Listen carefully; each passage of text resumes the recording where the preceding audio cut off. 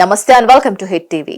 ఇటీవల కాలంలో పెంపుడు జంతువులను పెంచుకునే ధోరణి పెరిగింది. అందులో చాలా మంది కుక్కలను ఎంతో ఇష్టంతో పెంచుకుంటున్నారు. మనుషుల కన్నా కొందరు నోరు లేని జీవాలే బెటర్ అని భావిస్తూ ఉంటారు. అందుకే కుక్కలను తమ ఇళ్లలో ఇష్టంతో పెంచుకుంటారు. వాటిని తమ ఇళ్లలోని మనుషుల మాదిరిగానే ట్రీట్ చేస్తారు, మంచి ఫుడ్ ఇస్తారు, రెగ్యులర్ గా వాకింగ్లకు తీసుకువెళుతూ ఉంటారు. అంతేకాదు వెటర్నరీ వైద్యుల దగ్గరికి తీసుకువెళ్లి డీవార్మింగ్ కూడా చేయిస్తూ ఉంటారు. మరి ఈ నేపథ్యంలో కుక్కలు కూడా తమ యజమానుల పట్ల అంతే విశ్వాసంతో కూడా ఉంటాయి. తమ ఓనర్ ను వదిలి అస్సలు ఉండవు. ఇతరులు ఏదైనా తినడానికి పెడితే అస్సలు ముట్టుకోవు. తమ యజమాని కనిపించకపోతే తినకుండా మానేస్తూ ఉంటాయి కూడా.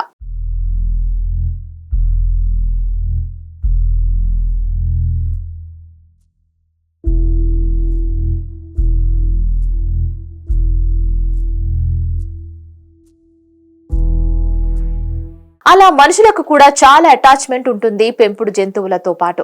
ఇక కుక్కలు మనుషులతో ఎమోషన్ గా కనెక్ట్ అయి ఉంటాయి.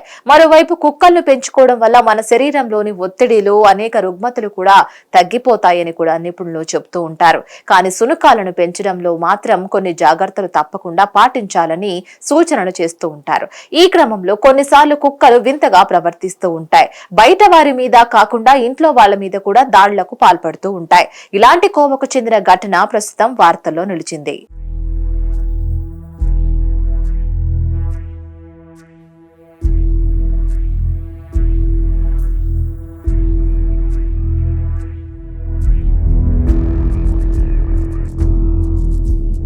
విశాఖపట్నం జిల్లాలోని భీమిలిలో పెంపుడు కుక్క దారుణానికి పాల్పడింది.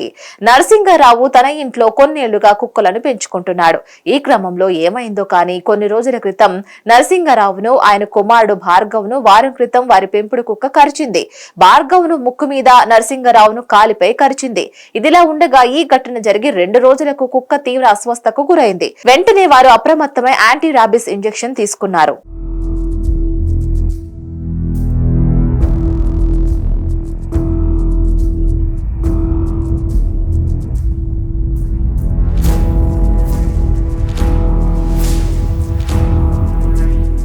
కానీ అప్పటికే వారిలో హెల్త్ కండిషన్ సరిగ్గా లేదు. ఈ క్రమంలో వారు ఆసుపత్రికి వెళ్లగా మెదడు, కాలేయం, ఇతర భాగాలకు రాబిస్ సోకినట్లు వైద్యులు గుర్తించారు.